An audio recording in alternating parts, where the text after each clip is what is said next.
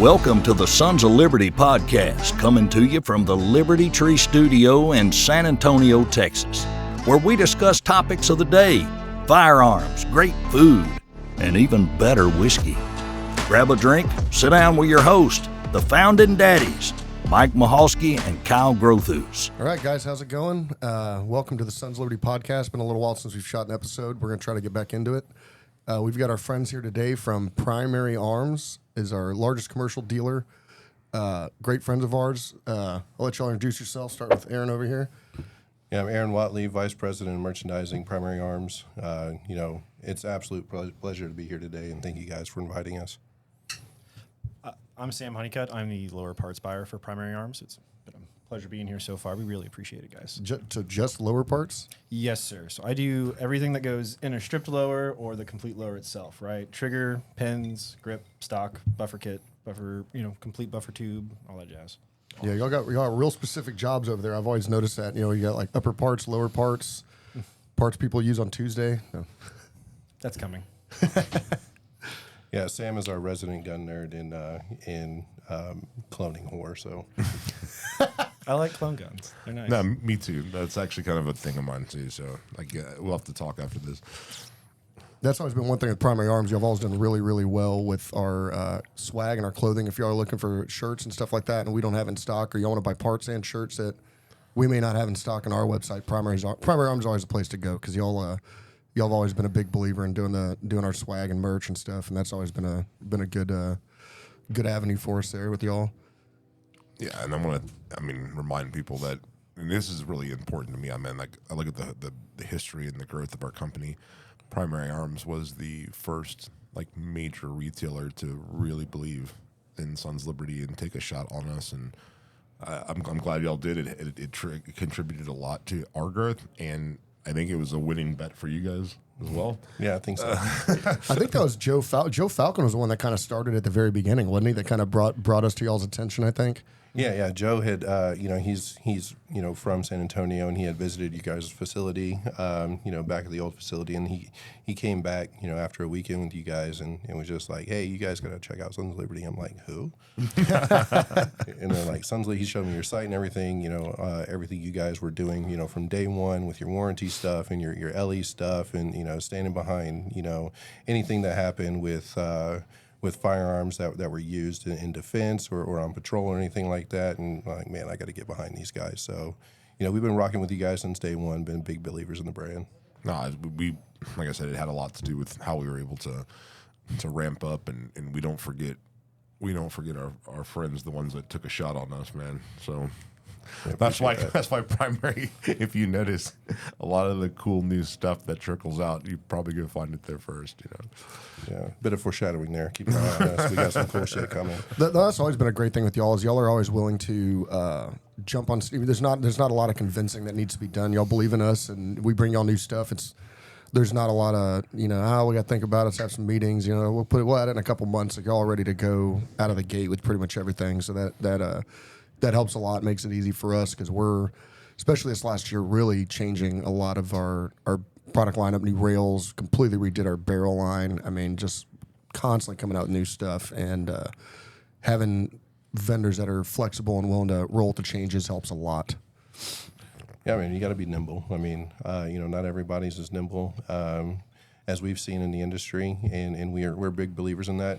It takes us about 2.5 minutes to add a list of new SKUs, and 2 minutes of that is waiting on the damn Excel sheet to load. So it's super easy. The spreadsheet of death, with some of our other customers. That's what our guys, they hate that thing, and they're all different. So you can't just have that's what we need to work on, like an industry standard Excel format for adding new products, because that would save everybody a shitload of time. Yeah, we can't get the industry on the same page about a lot of things, but I think that has a winning shot. It's like, look, we got to do it, but you only got to do it once, not 4 times. Right. We're super excited to be here. We've been here for a few days now, shooting a bunch of content, so all of our customers, stay on the lookout on our site. We're going to have a bunch of videos and social stuff coming out soon, in addition to those new products we were talking about, some leakage going on there too. So super stoked, and it's been an absolute blast, and we appreciate you guys having us out. No, it's been fun. It gets me. I got to go to the range and go shoot, which is nice because I don't get to do that as much as I used to. That's one of the funny things. I don't know. Is this like this for you guys? Like before your career was guns, did you shoot more?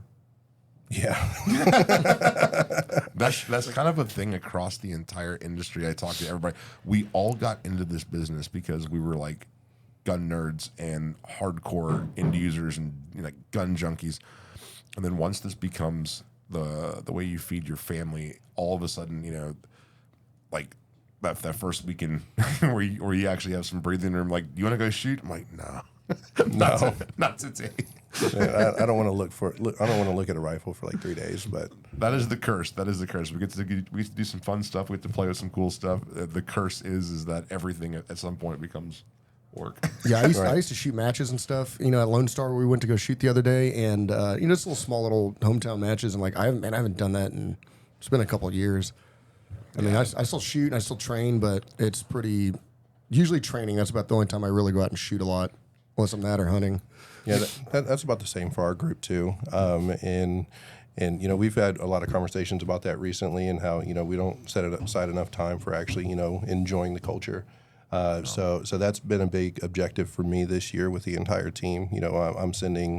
I've set aside a budget at the beginning of the year, and I'm paying for all my buyers and some of our purchasing agents to attend classes across Texas, and I've got a couple guys that'll be hooked up at Symposium next weekend. And just really being intentional about, hey, enjoy this culture too, because it's a whole lot of fun if you get into it. Oh yeah, 1,000%, man. And then for me, it's most of the shooting I'm doing. I'm embarrassed to say I have not done a lot of training classes in the last couple of years. I mean, almost all the shooting I do is either for R&D, data collection, researching this, like trying to do destructive testing on whatever we're working on, and so that's. It has to be done, and I get to pull the trigger a lot. It's not always very fun. Yeah. And it's not also social too. Like, one of the cool things about Symposium and some of these matches is just hanging out with your buddies and your like-minded people after the match or something like that, right? Like, data collection is not always very a social endeavor. There's no one to talk to. Symposium runs out of alcohol every year, so that's it's as much seeing everybody. I mean, it's like SHOT Show. Like, I actually enjoy SHOT Show, but a lot of people dread it, and I'm like, that's fun, man. It's the only time I get to see a lot of people and hang out with them every year. And we have vendors and customers and suppliers all over the state, and we try to get out and visit them, but you can't see everybody every year. Throughout the year, it would eat up all your time. So it's great to be able to go seeing everybody. And going back to what you're saying about paying for your guys to do training, that's awesome. We've been doing that for a few years, and not everybody takes advantage. We can't force them to do it, but we really encourage our guys to go out and train or shoot matches, or get out and shoot, and really it helps them with their job, because they get to see how the guns get used and see how they function, versus just seeing them in a more like clinical environment. When we're manufacturing them and gauging them and stuff like that. So it definitely makes for a more well-rounded everything, whether you're a buyer, armor, whatever. Actually getting super familiar with it makes you more well-rounded in everything you do. So. Yeah, and whether you guys know it or not, I mean, you guys have contributed to that a lot within our group as well. I mean, for a couple of years now, we've been partnering with you guys and sending a few of our employees here and there to some of your armors courses, and you guys always welcome us with open arms. I think you guys have one coming up in May, just south of here, and I've got a couple of my guys that'll be in attendance there, and just to get a baseline understanding of the platform, and why everything is the way it is, and just sit with like you said, like-minded folks, and talk about the things that are great about it. Yeah, our class is unique. I mean, I've been through other OEM schools, and I've been through other armorers classes, and it's kind of a verbal instruction manual, whereas ours really gets into like the theory of the gun, like the why, not just the how-to, but the why. And we really deep dive, and it's not a Sons Liberty product push. It's not like we're standing up there talking about Sons Liberty guns. We're talking about standards and components and materials and performance metrics and things of that. Like, and most people that love it, most people that take it, actually really do love it. So yeah, I'm excited to see some of your guys come through, and I'd like to start doing more, more of these classes. We're finishing the curriculums on some other. It's kind of like a decision tree type of thing for some of the different curriculums for people that want to go even further down the rabbit holes. And it's been an exciting year, for that kind of stuff. Yeah. You would dig it. Yeah, me personally, I'll be attending the next available advanced course that you guys are planning. Yeah, I'll be in there. Yeah, I think the first one this year's coming up at Chad's place. What, in a few weeks, isn't it? Advanced course. Yeah, I'll be up in is it Connecticut, right? Yeah. That's looking forward to get some clam chowder. Hey, what your overall state of the industry? What are you seeing right now? Is this the calm before the storm? I mean, everyone that I've spoken to personally has there's this weird kind of eerie calm right now, but everybody has this sense and this instinct that we're in for a very bizarre year. Not just with gun sales, but just in general, right? I think that everyone has this sense that things might get interesting for one reason or another, right? We're coming into an election year, and I'm not going to get any kind of politics or something, but typically, historically, that's usually for the industry. Historically, that's usually it accelerates some things, but this is a little bit different than any other year that I can remember in terms of the uncertainty and kind of this. There's this weird kind of feeling that everyone seems to share, and I talked to my friends across the industry across the country. Everyone kind of feels some weird calm before. Do y'all agree? Do y'all see that? Do y'all feel it? Yeah, and you're describing it spot on. I mean, it's a feeling. Full disclosure. Nobody knows what the hell is going to happen in this industry ever, even in the slowest of the years, right? Yeah. But we put a lot of investment into our data research and growing our team and looking at SKU by SKU, what's the history, what's happened over the last 4 years, what's happened over the last 8 years, and we have a pretty good feeling backed up by data that Q3, Q4, second half of the year is going to be pretty interesting, and we're prepping for that. So yeah, no, we are too. I mean, we've already started the conversations with making sure raw materials. We're at the point now where we're purchasing the raw materials. We're actually going out there and helping our some of the contract manufacturers that we use for certain things, to get them spun up on stuff. I mean, some of our guys are actually standing up other new machines for things, just kind of getting that capacity there.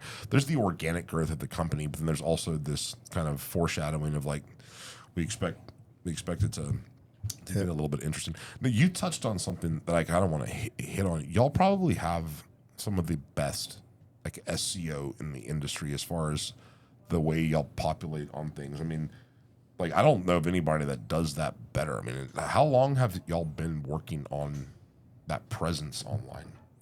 Oh man, it's been a long road. Let's see, we really started bolstering our marketing department and focus on web content, web development in probably 2016. Oh, wow. That was really the start of it. We've had a few iterations, and we learned how to do things wrong multiple times. But I think that's all part of the fun, right?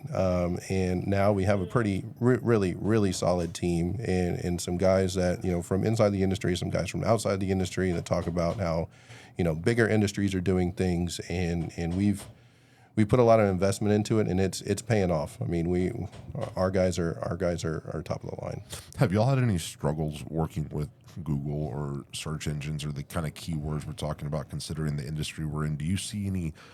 Is it hard to navigate that space? Oh, it's 100% more difficult than I would say a lot of our competitors. We're kind of stubborn, and we refuse to take arms out of our name. And that's a dinger for sure when dealing with anything with Google or YouTube or anything like that. But we figure our ways around it, and we're stubborn in a way that we're going to be successful no matter what. Yeah, I think to this all the time when I was messing around in my garage. We never pictured kind of where our company would be 10 years later. Whenever you're sitting down and you're kind of sketching out the logo on a napkin, and you're kind of you're branding. You there's no way to predict where you're going to be. We never saw this. Like, I mean, I wanted to be a super successful and disruptive rifle company, but you don't know what that looks like until you actually get there. You know what I mean? You have no idea. You can imagine it, but until you see like the forklifts and the pallets and the flatbeds, you know, I never pictured this. I think from when we first started, you know. No, that's not something we, you know, since we've moved into this shop a few years ago, everything has jumped into high gear, and I mean it's at a much higher level than we've ever been before. And talking about the industry and the way it's going, I mean, you saw at the beginning, pretty much the beginning of this year, you know, last year was a little slower. Even our OEMs and suppliers and steel manufacturing and everything seemed to kick into high gear about 60, 90 days ago. So I think everybody's anticipating a strong year. Something crazy is going to happen. I mean, just on stuff where, you know, we issue orders for things to be made, and they're like, man, everybody's come to us like just piling on orders for like barrel extensions. I mean, just crazy stuff.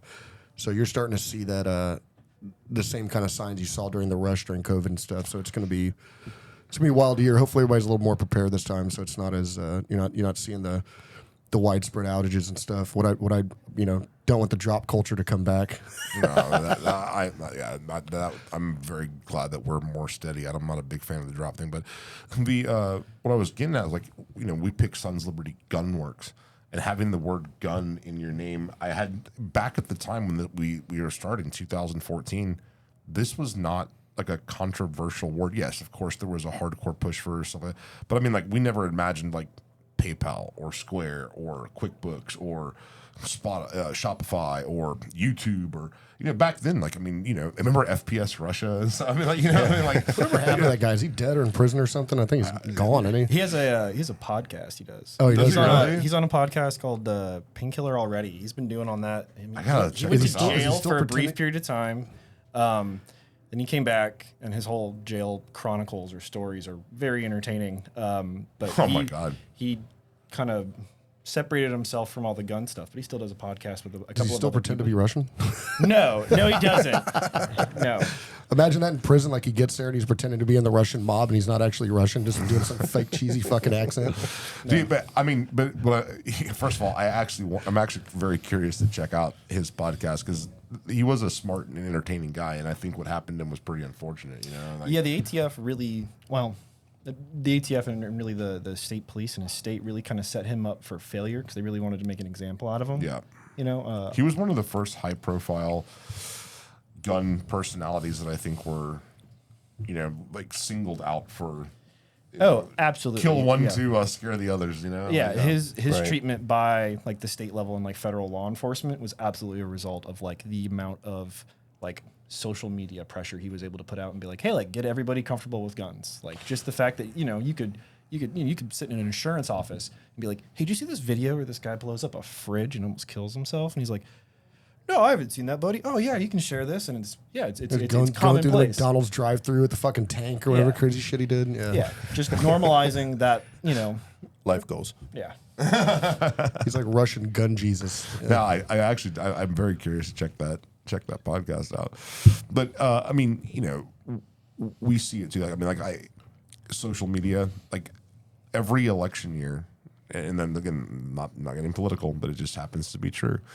Every election year, I notice that our microphone gets the volume turned way down. Like, social media engagement will drop by 70, 80, 90%. And it's not because the content that we're putting out has somehow just started to suck. It's that they're squelching anybody that they have labeled as, you know, counter narrative or whatever the case may be.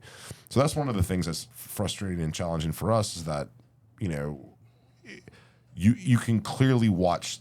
Y'all guys look at analytics. Y'all are super data driven. We're becoming more data driven and actually making more informed decisions for how, instead of just fucking winging it.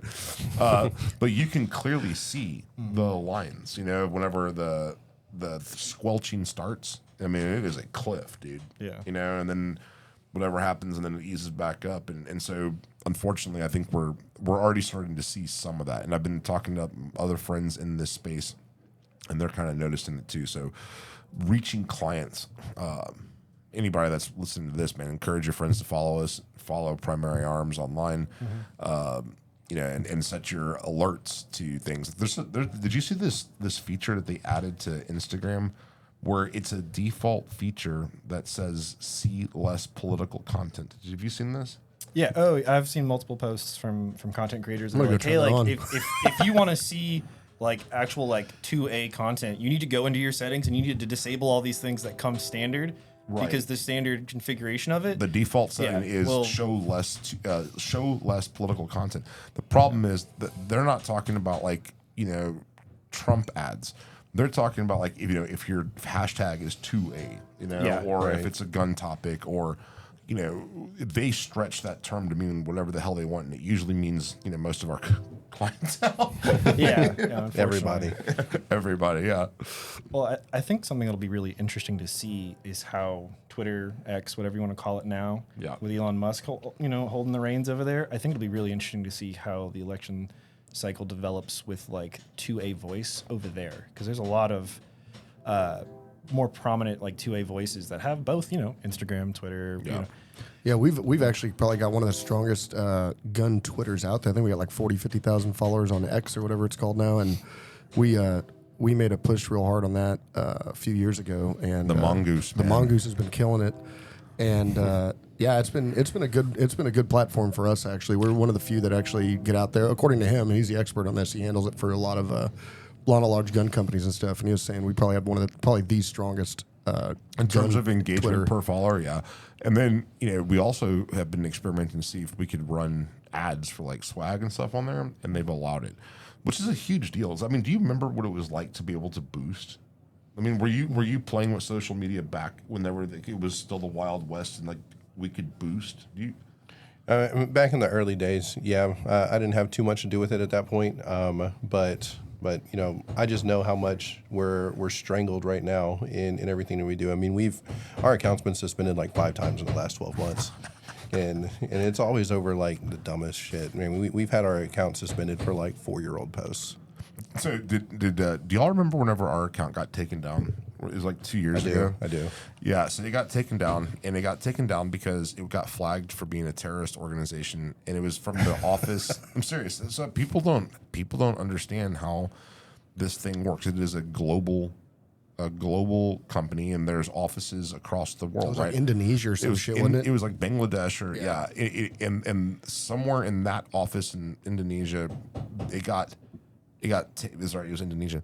It got taken down as being flagged for a terrorist organization. Well, luckily, we had a fan that worked at Instagram, and he reached out and he helped us accelerate our appeal.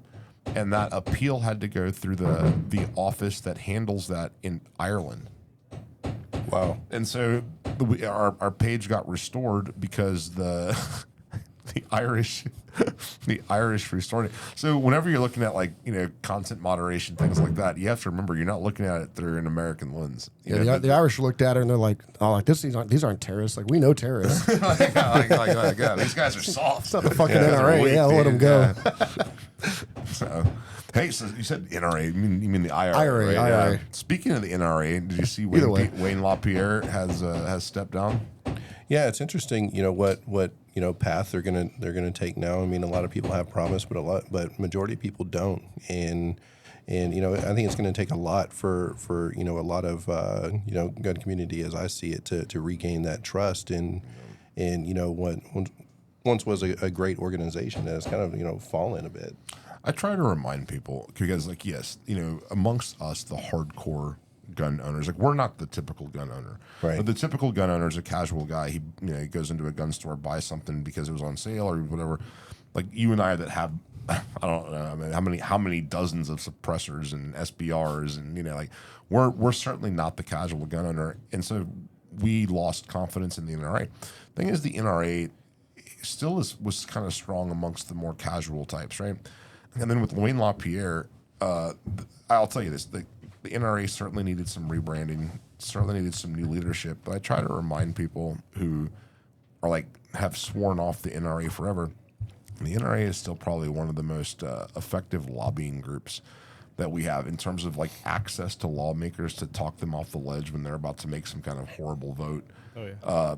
it's them behind closed doors still trying to get that kind of stuff done. But there are certain states where you and I can both attest the state has fallen. Like, I mean, Washington State, that state has fallen.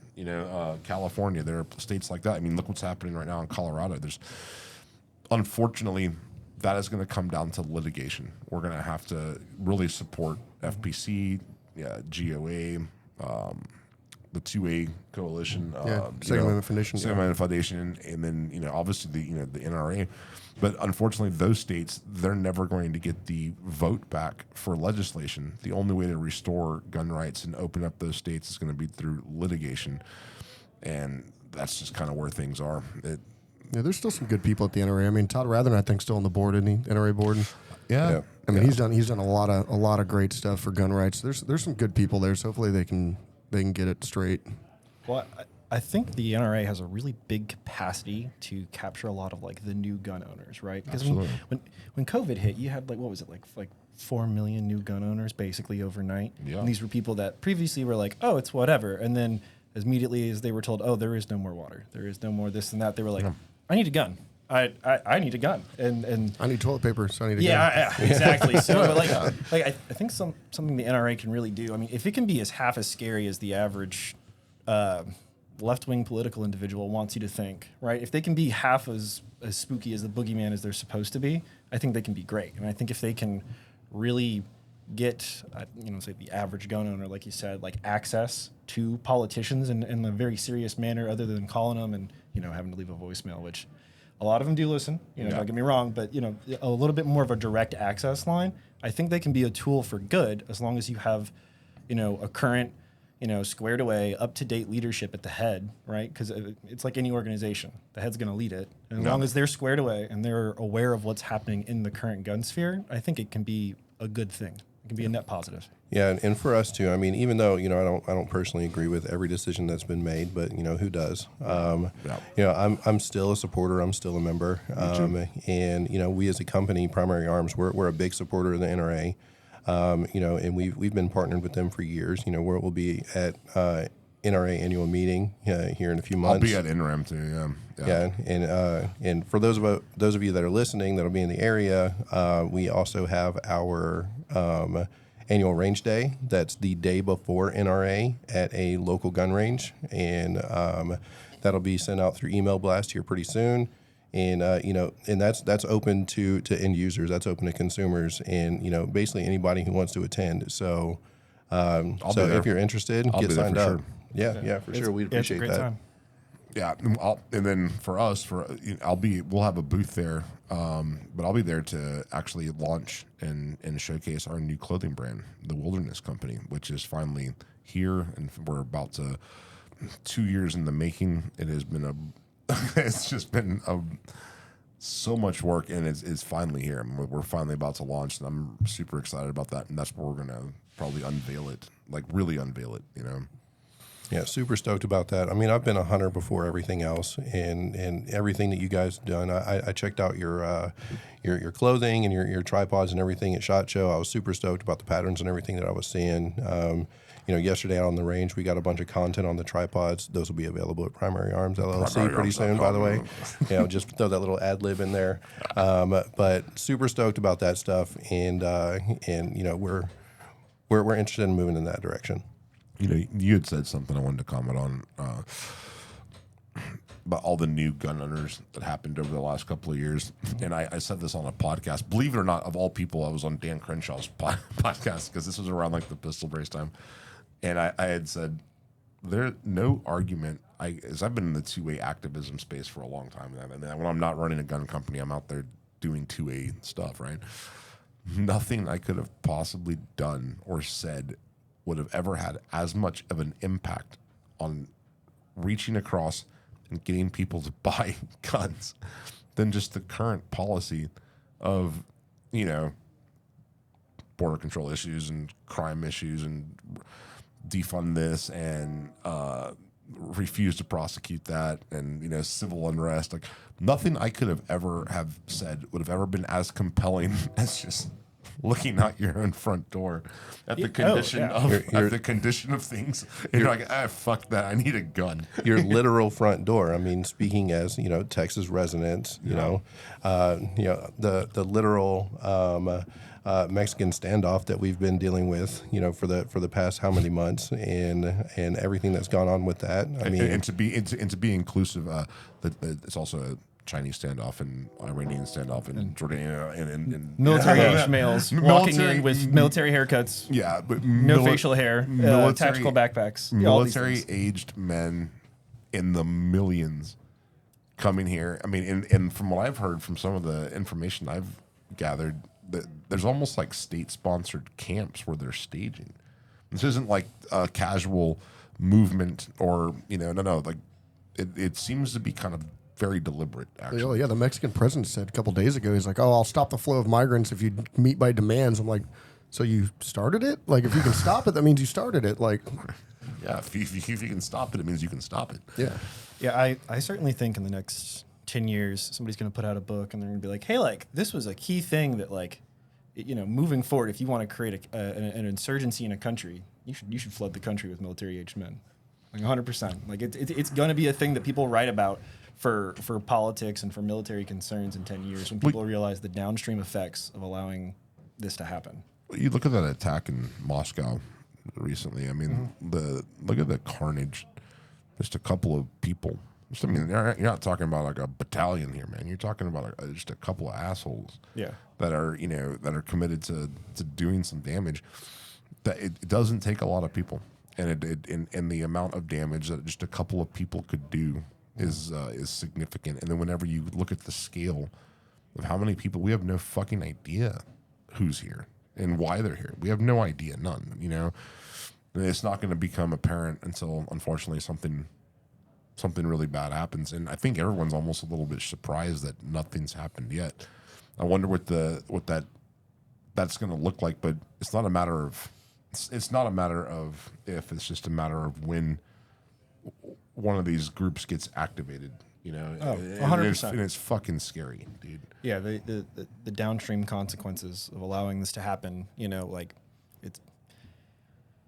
I hope that there's going to be a civilian there, or off-duty cop or somebody that they're not expecting, who's able to turn that situation around whenever it does happen, and it, we're able to stem the bleed, if you will, on that incident whenever it does occur, because you can't convince me it won't. It's going to, unfortunately. Yeah. That's the hard truth too. That mass media doesn't want to talk about is the only way to mitigate that, and the only way to reduce the damage in that situation is to have good men on standby at all times. Normal civilians. I'm not talking about security officers. I'm not talking about police officers. Just normal civilians that are ready on defense at all times.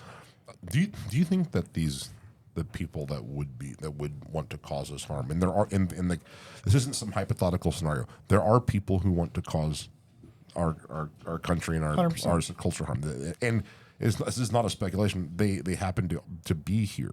I mean, I wonder if those people consider geographically where they might find the most attractive place to do it, because I would have to imagine that like Texas would be less attractive than, say, New York. Or Right. Texas is less attractive than, say, Washington State, because the odds of catching like a random bullet from a soccer mom in Texas is a hell of a lot higher than catching a bullet, from a, just a person eating at the food court in Washington State.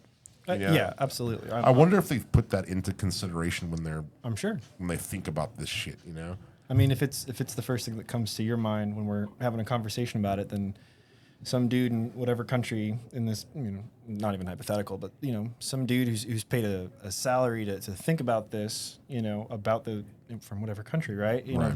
I guarantee you, it's a bullet point on their things to do today is figure that out. Yeah. No, I mean, historically, mass shooters, even domestic-born, not mass shooters, they tend to pick the softest targets they can find. They tend to pick the places that have the least amount of defense and resistance, and that's how these people operate. I would imagine that somebody, like you said, doing it for ideological reasons or whatever would probably do the same. And shout out to all the soccer moms out there that carry. You're the real ones. talking to my wife here too. No, it's true. Like, I mean, the women gun owners are probably the fastest growing demographic of gun owners, and they're buying defensive guns. I remember getting criticized for advertising our guns as being a defensive product, saying like I unapologetically make guns to end fights. I unapologetically make guns to for defense and for protection, when these guns could be potentially used against human beings. And people were taken aback by my position on saying that. But I'm like, well, the most common category of guns sold in the country are semi-automatic handguns.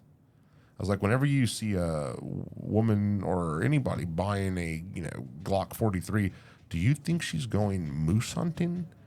Like, you mean like whenever you see someone buying a semi-automatic handgun, is your first thought like sporting purposes, or no? That fucking thing is being bought for the sake of defense, and it was built and designed and whatever to potentially shoot a person in the event that you need it for self-defense. Like when I see a Glock 43 getting sold, I'm not thinking about like elk burgers. I'm thinking about it's really a helping hand on the jogging path at that point. Yeah, that's exactly what it is. Yeah. It's exactly what it is. Man. Was it Rick Perry like a few years ago that ended up like was running or some shit and ended up shooting like a coyote or some crap that tried to bite him? Or remember it was when he was governor, and I remember it was a big old thing where it's like, oh, why is this guy jogging with a gun? I was like, apparently because there's coyotes wherever he jogs, or whatever the hell it was. Yeah. To be fair, if where I jogged there was coyotes, I'd have a 34 in a fanny pack, and I'd be prepared to whip that thing out and shoot a coyote or something. Like, it's no, thank you. I'm not gonna get got by some animal while I'm jogging. No, thank you. No. Yeah, and even more so through hiking. I mean, there's what always surprises me is the amount of the population that is quote unquote outdoorsy and loves hiking and loves the wilderness and wants to be out there, but refuses to carry a gun and support 2A. You're gonna die. There are things out there that are ready to kill you because it feels threatened. There's too many stories of mountain lions and bobcats and coyotes and certain parts of the country, bears and wolves. Apparently bears are coming back to Texas. Yeah, I saw that. Black bears. Yeah. So that was probably one of them. Get a gun. I think one of the earliest seeds planted in my brain about guns and part of the trajectory. Obviously, where I'm at now is not an accident. Like I remember, I grew up on farms, and I grew up on a ranch, and I lived like that, and all my time spent with my dad was in like, the outdoors. And I remember being like, 4 years old and being terrified about like, bears and wolves and tigers. I mean, when you're 4, it's entirely possible that there's a fucking velociraptor behind that tree. Like this is not out of the question. I remember my dad very confidently explaining like, hey man, if you have a good rifle, you are the most dangerous thing in the woods. You are the apex predator. And from very early on, like that seed was planted that like, with a good rifle, there's very little to be afraid of. And it stuck because now that's kind of the way I look at things too. That's why we want to make good rifles, because there's to kill velociraptors. And anything else you might have to. A yard when I lived out in Helotes growing up, and we had like an acre and a half, whatever. So I was like climbing along the back of the fence, like on some rocks when I was probably maybe 8 years old, 10 years old, and stepped from one rock to the other, and then I heard something. I looked between my legs, and there's a fucking rattlesnake in between my legs, like looking up at me, curled up, like ready to bite me. I was like, holy shit. And it was like a baby one, thank God. It wasn't a big one. Well, actually, probably worse if it was a baby one.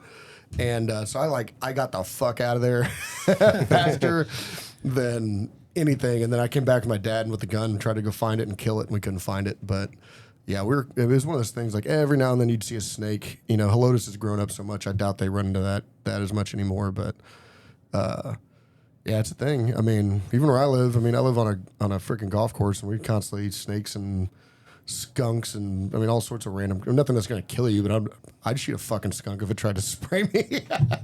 Yeah, same here. And to add on to what Mike was saying about being the apex predator in the woods, if you have a rifle, don't discount good boots. God, Yeah, get you some good boots and a rifle. If you're a nudist, nudist with a rifle in the woods, do your thing, peyote, all that good stuff. But have some good boots at the same time. At least have good boots on the nudist camping trip. Who would camp? To be fair, I would be more afraid if I turn the corner on a trail and there's just some fucking like naked dude with a lever gun. I'd be like, oh hell no. That's how you're getting shot. Yeah, I'd be like, nope. No. Do nudist camps? That's a good question. Like, do they camp? I know there's like nudist cruises and all this weird shit. Like, there used to be a nudist colony in South San Antonio. Do they camp nude? That's a good question. I wonder how they conceal carry. I just think about they don't. Not in the prison wallet.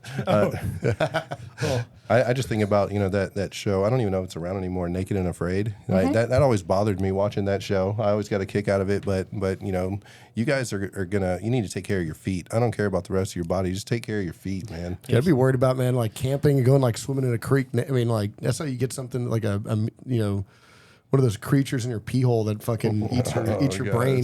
Fucking weird shit goes on. They have that in like Dude, Brazil. They have with an actual quicksand. threat. Like when you go swimming in like maybe it's not Brazil. There's some place in South America, but like you actually go swimming in there. They tell you like do not do this. Like, Dude, it happens even in the United States every now and then. There's like, oh, this guy got this brain-eating amoeba at the beach or some shit through an open wound. I was like, like God hates you. Like, millions of people swim at that beach, and he was like, fuck that guy. It's got to be a shit way to go. Yeah, he had some severe sins somewhere. He's paying for it. Either that or the CIA is getting really fucking good. Right. Oh, dude, man, that's not like the Russians always did. You ever see the thing years like in the 70s, 80s where the guy had a cane with the needle on the end with a little ball of like sarin in it and walked up behind a dude while he was walking on the street and stuck him in the back of the leg and fucking killed him. Yeah. I think they did it again. One of the South Korea or North Koreans got it in like Indonesia or some shit. They did it again. They like doing that, just like sticking people with fucking diseases and shit. Like, they're pretty creative. Like, we kill them with drones and shit, man. The Russians are coming out with all sorts of crazy under the table shit to off people. We tried to kill Castro with like an exploding cigar like 3 times before we said, all right, fuck it. This is not working. We can't. We got to put the X on this. It's not working, the box. Guys. He's like, Acme cigars. I've never heard of that before. Yeah. Yeah. I kid you not. It's like 3 or 4 times we tried it. Like there's some dude who was, sitting at the CIA and he was just like, all right, but what if we try it again, guys? Like, let's just change the label on the box. Maybe he won't fucking notice. Didn't we try to kill somebody with like an exploding cell phone one time? I remember that was a thing. We tried to like overload a cell phone. I think we did that a lot. Yeah. Yeah, probably still doing it. It's like he's not dead, but he's real messed up, so he won't do it again. Yeah, whatever threat there is gone. The one I always liked was the Hellfire with the blades in it. Have you seen that thing? So we can fire Hellfire from a drone, but there's no explosive in it. There's just 4 big ass blades, and they shoot it at cars, and just goes through the car and chops it into 4 pieces. Oh my god, it sounds like a Star Wars thing. Yeah, that's dude, metal. it's a real thing, and it's like I was like, who the fuck thought that up? It's fucking genius. Somebody in the military-industrial complex who likes money. It's just like the blades pop out and yeah. Somebody at Lockheed Martin was like, you know what we do really cool, guys? Blades. Yeah. Sounds like an episode of Metalocalypse. Yes. Yeah, it's like this. They call it like the Ginsu or some shit. But yeah, it's like it's not a secret anymore, obviously. But yeah, it's fucking Hellfire with like, I don't think anybody really knows what it looks like. But yeah, there's apparently like blades in it that pop out. Oh yeah, there's a picture of some guy that hit by one. Yeah, look at that. So right through the fucking car. Oh my god. Jesus Christ. I'm afraid now. Yeah. That's just like a lawnmower blade getting thrown at you on steroids. No, thank you. Rocket-propelled lawnmower that goes through your car. Yeah. But we're getting pretty creative. I'm glad. I mean, it's like, oh man, like we've been powerful for so long, we're not creative anymore. Like we obviously totally are. Yeah. I don't even know what weird shit we have. We're obviously bored. Well, I think we have a history of at least publicly underestimating ourselves in that era. That way we can pull out some wild and crazy thing, and they're like, "You guys had this?" Be like, "Oh, dude, we've had it since the '80s. Like we've just been lying to you." So that thing, like, for as much as America's portrayed as the bad guy around the world, like I don't know if that helps our image. Hellfire Drone with blades. You say well, that it's out better loud, than blowing up the whole neighborhood. Well, sounds like some Doctor Doom shit. Well, right, but see, I look at it in the inverse. I think to myself, like, think about how much engineering and math went into trying to reduce collateral damage, to try to surgically, like, they can kill the guy in the back seat and the driver's fine. I mean, don't get me wrong. American aggression and, like, some of the stuff that we find ourselves involved in across the world and all that kind of stuff, yes, that deserves its own real conversation and debate. But the fact that like somebody at least thought about like, how can we just cut that guy in half? Like let's leave his neighbor alone. You know, So, like, I mean, even if you go back and like, so I don't know if y'all have watched Masters of Air or not, but that's actually a conversation they have a lot, and they like get in bar fights about it because the British bombed at night and we bombed during the day. So a lot more of our guys died, but we did it so we could actually like accurately bomb factories. And the British just said fuck it and just flew over Germany and carpet bombed the shit out of it at night. And the Germans couldn't kill them, but I mean probably hitting schools and God knows what they hit. Just in fairness to the Brits, though, like they were constantly being bombed, you know, day and night by the wanted to Germans. get them back. They're like, "Fuck you guys." And then like the invention of the V2 rocket, just specifically to, you know, so like that's something. I don't blame them at all. Yeah. Well, no, I'm just saying. Like, I mean, I would imagine if people were raining, you know, hellfire on our cities, we probably would, you know, hesitate, or there'd probably be a lot bigger appetite to like return the favor. You know? Well, I mean, something We'd interesting go that scorched earth for sure. yeah, we absolutely would. I mean, But, we did it to them too. I mean, like we firebombed the shit out of Japan. So I mean, Well, I think something that was really interesting about World War II comparative to a lot of the other wars is like you really saw a departure, like largely, not just like hey, tiny little incidents here and there, but a large departure from the concept of a gentleman-like warfare of like, oh hey, like we've agreed to these certain rules and we're gonna stick to them and we're gonna do all these things. And it was like, hey, like as soon as the war ripped off, like in its full concept, right? Like there was like one side immediately was like, no, we're not doing that, and the other side was like, cool, neither will we. Like we can get into the nitty gritty about like how awful we can make this. yeah, you saw a few incidents like the Battle of the Bulge and stuff where it's like, oh, during Christmas they stopped and like, you know, everybody chilled out on Christmas. You know, a little bit of that, you know, but for the most part, yeah, it was just balls to the wall. Especially in the the European front, but like you had nothing like that in the Pacific. Yeah. No. I mean, like, my grandfather was in the 1st Marine Division. Chesty Puller, I think, was actually his battalion commander on Peleliu. Yeah, I mean, his unit in Peleliu had like 71% casualty rates on Bloody Nose Ridge and stuff like. But you know, you sit on that generation. Unfortunately, like they're almost all gone. You know, but I was kind of raised by my grandfather. But when people think about their grandparents, like, oh, that's just little old grandpa. Like, yeah, grandpa was like using his K-bar to cut the gold out of Japanese teeth. You know, like whether they were alive or not. Like you know, you're sitting on grandpa's knee, but like that guy at one point was a murderous savage, and thank God, you know, like and thank God for it. Like those are some tough bastards, dude. And yeah, I mean, you know, I don't think that there was a whole lot of sympathy for the enemy at that time. You know, I mean, Bataan Death March and Pearl Harbor and things like that. Like, there wasn't a whole lot of like, oh, let's think about this. Like, no, it's Bob. Hand me that K-bar. Yeah. Hand me that K-bar. This guy's already dead, but fuck him. Yeah. That's almost. He's getting there. Well, he will be soon. Dan Carlin's got a fantastic podcast series. He calls it like. I don't remember exactly what his verbiage is for it, but it's got to be like 30 hours where he talks about like what the war in the Pacific was like, and it was like it's like a night and day difference compared to the European theater, you know, because Americans showed up and we were like, oh yeah, like we understand how to do like this type of warfare. It's no problem. The Brits were like, no, you don't understand. Like the Japanese do not follow the same rules we did, and unfortunately, we had to learn the lesson the hard way. And that's when you saw like all those mass casualties really early on into the Pacific theater. I think we're surprised the other way too. I mean, because like you show like even you know, like go back to again to the miniseries, but like the Pacific, you know, like they're bayonet charging machine guns. You know, like it's way different level of just crazy. Commit to the bit. Yeah. I want one. A machine gun? Flamethrower. Bayonet charging machine gun. I want a flamethrower. I mean, but think about I mean that. We're talking about the Ginsu blade here, and like, man, you're gonna cut. But I mean, our grandparents incinerated people with the flamethrower. Yeah, that's how you know we were just crazy. Like, fucking just barbecue them. Oh, pillbox? Yeah, I got something for that. You know. But yeah, that's. Now we have thermobarics, but back then it was flamethrowers. I don't think I would have wanted to carry one of those on my back. I saw like a historian break down just like how crude a machine that thing was. Oh, they call it the Zippo, yeah, because you're just as likely to get Yeah, burned to you were death as just the as other guy likely was. to die from that thing as you were to kill someone else with it. Like, it does not seem like a good time. But I just Sounds liberating. But still, I just imagine it as an instrument of warfare. This is a conversation I was having. Not to kind of say we were looking at like the flamethrower and looking at so I would posit, and I'd love to hear y'all's thoughts. I've gotten a peek behind the curtain at where I think things are kind of going in the sense that some of the stuff that we're developing, like look at our 6 Max, things like that. And I'll just use the 6 Max example. I think if guns were a yardstick, and the invention of gunpowder was in inch 1, I bet you we're at like inch 35 when it comes to like the future of firearms. I don't think that firearms, the way we think about it, will be like this for maybe, I don't know, maybe 20 years, 30 years.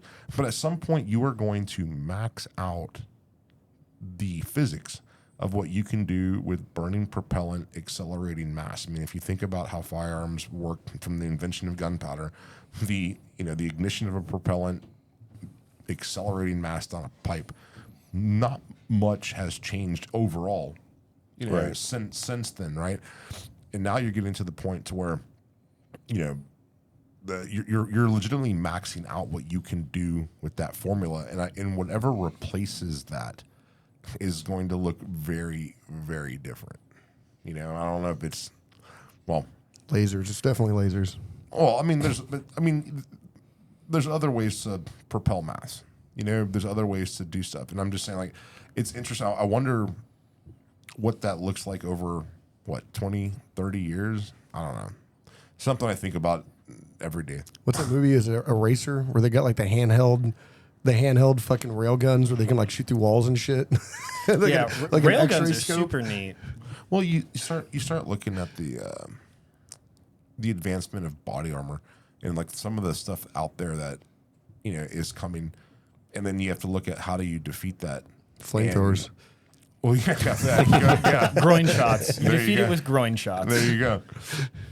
So yeah, no, it's gonna. Anyways, dude. Sorry, The it's new- something the I new think Marine- about. They just launched the new like Marine Corps freaking marksmanship standard. It's just people just shooting them in the balls all the time. I mean, to be fair, if I got shot in the balls, I'm out of the fight. Like, I don't want to fight anymore. I'm good. I don't want to do anything. I'm just gonna lay here and die. It's going to be the new A zone. Yeah. to make all the IPSC targets bigger. Well, you don't have to do anything to the USPSA ones. You just flip them upside down. Yeah. There'll be no problem. It's the new headshot. Yeah, for sure. Man, so what's PA have on the menu for this year, man? What's exciting? What can we expect? What can we see coming? Just more, right? And that's something that I'm always hungry for. My entire team is always hungry for. The whole mantra behind everything that we do, and everything that I've put into the team is, I just want as many people to have everything they need, and as much of it as they would desire. The whole thing behind behind every blade of grass. We really try to live that out. And, there's a reason why, I try to do my best to sell, 5,000 stripped Anderson lower receivers over the course of a Sunday, right? At that $29.99 price. It's something that we really believe in, and we want as many guns out there as possible. And just in order to do that, we have to do more, right? We have to partner with companies like you guys that are really about the culture, about the community, and make sure we're putting our best foot forward in showcasing everything that we could potentially do. You're selling that old guy that's giving away lower receivers for Christmas. I bet people like that. Like, I bought like 50 lower receivers. I gave one to everyone I know for Christmas. It's like, cool. Yeah, that's we have all those American. guys. We have those guys. No, hey, I mean, I know that people joke and stuff like that. But, I mean, Anderson Manufacturing. I mean, I think like they'll make 1 million receivers in a year. I think that's about right as far as the number of receivers. I mean, if anybody's doing something for in common use, man, it's those guys, And I agree with you. Like getting the most amount of guns out there is I almost look at it as a duty. You know, this isn't just a business; it's a cause. You know, I mean, like and the guys that like you that we work the closest with believe in that, believe in the cause. Like there's a lot easier ways to earn $1, man. If you're doing this, what you and I are doing at the level that we're doing it at, it's because you fucking believe that this is the hardest. We're making it much harder to have our society subjugated by fucking anyone. The more guns that we put out there in circulation, I don't care what the name says on the slide. I don't care. You're making this culture harder to subjugate, and that's something that it's a common thread amongst all of us. Even the people I don't get along with, we can at least nod to each other and say, all right, you know, like, all right, you know, we're pushing. Yeah, no, I completely agree with that. And, you know, I couldn't even pretend to lie and say that it's about the money, because trust me, it's not. There's not that much money in this industry. If I was in it for the money, I'd be in the grocery business. I'd be, you know, one of the head guys at HEB. You know, yeah. Shout out to Butter Tortillas. But you know, everything that we try to do. Anderson Lower of the grocery world. Yeah, Anderson Lower of the grocery world. Butter Tortillas. They're gonna have a run on this now. Thank you guys. Brought to you by Butter Tortillas. You know? Yeah. Dude, the special I would have if you want to sell a lot of guns, because I've met multiple you know, really cool rednecks have told me like I carry two 1911s. Why? It's because I got two hands. That should be your special. Be like, I buy two 1911s for get the find the cheapest one you can.